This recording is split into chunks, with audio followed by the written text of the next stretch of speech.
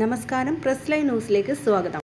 വടക്കൻ ഇറാഖിലെ കുർദിസ്ഥാന്റെ തലസ്ഥാനമായ എർബിലിന് വടക്ക് കിഴക്കായി സ്ഥിതി ചെയ്യുന്ന ഒരു കൊച്ചു പർവ്വത ഗ്രാമമാണ് ലാലിഷ്.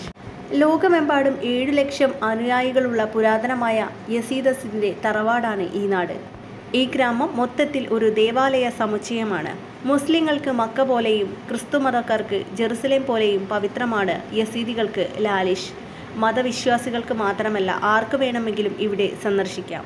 ഏകദേശം 4000 വർഷം പഴക്കമുണ്ടെന്ന് കരുതപ്പെടുന്ന പട്ടണത്തിൽ നിരവധി ആരാധനാലയങ്ങളുണ്ട്. വിശ്വാസത്തിന്റെ സ്ഥാപകനായി കണക്കാക്കപ്പെടുന്ന ഷെയ്ഖ് ആദി ഇബൻ മുസാഫിറിന്റെ ശവകുടീരമാണ് ഇതിൽ ഏറ്റവും പ്രധാനം. യസീദിസിന്റെ കൃത്യമായ ഉത്ഭവം ഇന്നും തർക്കവിഷയമാണ്. എന്നിരുന്നാലും ഇത് 7000 വർഷത്തിലേറെ പഴക്കമുള്ളതാണെന്ന് കരുതപ്പെടുന്നു.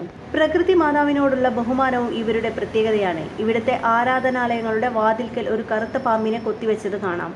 വിഷമുള്ളതാണെങ്കിൽ പോലും പാമ്പിനെ യസീദികൾ കൊല്ലില്ല.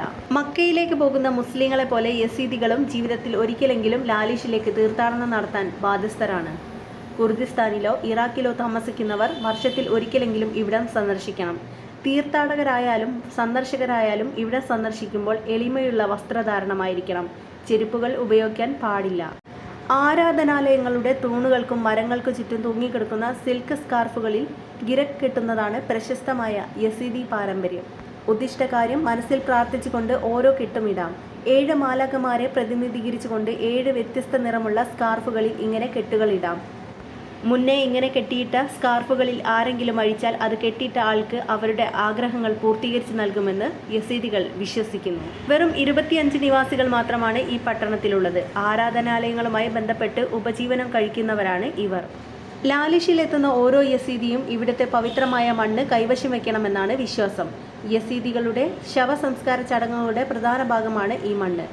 ഇത് വിശുദ്ധ ജലവുമായി കലർത്തി ചെറിയ ഉരുളകളാക്കുന്നു. മരണശേഷം വിശ്വാസികളുടെ വായിലും ചെവിയിലും കണ്ണിന് മുകളിലും ഈ ഉരുളകൾ വയ്ക്കും.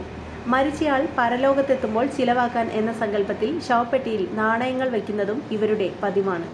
വെള്ളിയാഴ്ച യസീദികളുടെ പുണ്യദിനമാണ്. അന്നേ ദിവസം പ്രാർത്ഥിക്കാനും കൂട്ടുകൂടാനും ധാരാളം ആളുകൾ ലാലിഷിൽ ഒത്തുകൂടുന്നു.